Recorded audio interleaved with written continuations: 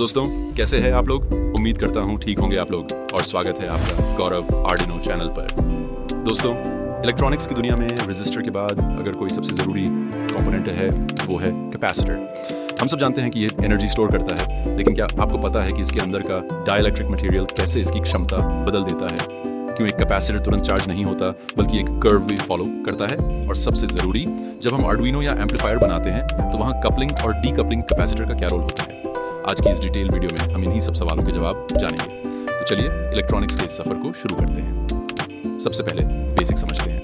Capacitor असल में एक छोटी सी पानी की टंकी जैसा है। जैसे टंकी में पानी स्टोर होता है और नल खोलते ही प्रेशर के साथ निकलता है, वैसे ही कैपेसिटर इलेक्ट्रिक चार्ज को स्टोर करता है। बैटरी, और इसमें फ़र्क ये है कि बैटरी धीरे धीरे डिस्चार्ज होती है, लेकिन कैपेसिटर अपनी एनर्जी बहुत तेज़ी से रिलीज़ कर सकता है।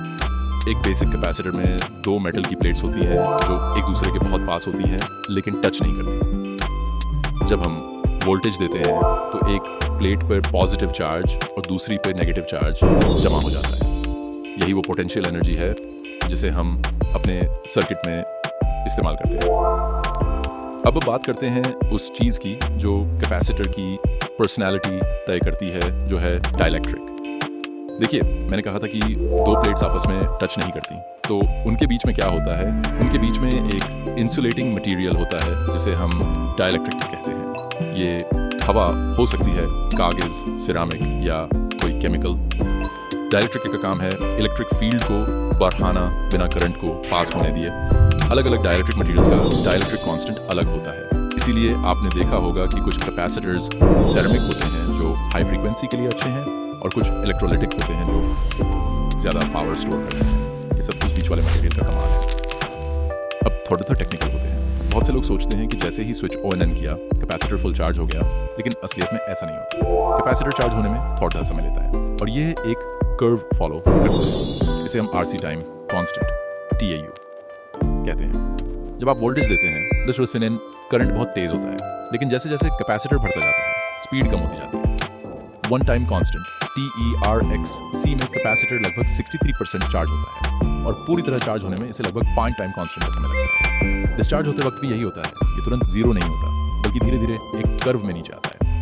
यही वजह है कि जब आप पावर ऑन ऑफ करते हैं तो भी LED थोड़ी देर तक चलती रहती है। अब सबसे महत्वपूर्ण सवाल, हम अपने आर्डुइनो प्रोजेक्ट्स में इनका इस्तेमाल कपलिंग और डीकपलिंग के लिए कैसे करते हैं? सबसे पहले कपलिंग। इसका इस्तेमाल ऑडियो सर्किट में होता है। कैपेसिटर की खूबी है कि यह AC जैसे हमारी आवाज़ के सिग्नल्स पास करता है, लेकिन DC डायरेक्ट करंट को रोक देता है। तो हम इसे दो सर्किट को जोड़ देने को कपल के लिए लगाते हैं ताकि सिर्फ सिग्नल आगे जाए, DC वोल्टेज नहीं।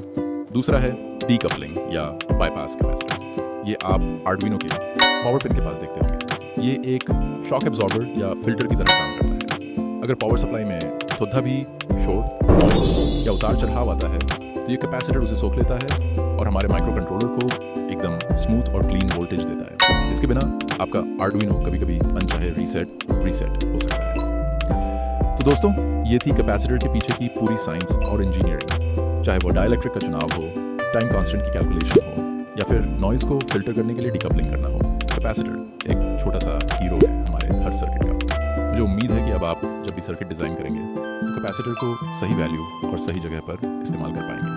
अगर आपको ये डीप डाइव वीडियो पसंद आया हो तो लाइक ज़रूर करें और कमेंट में बताएं कि अगला टॉपिक किस कंपोनेंट पे चाहिए। चैनल को सब्सक्राइब करना ना भूलें। मिलते हैं अगली वीडियो में, तब तक के लिए सीखते रहिए और बनाते रहिए।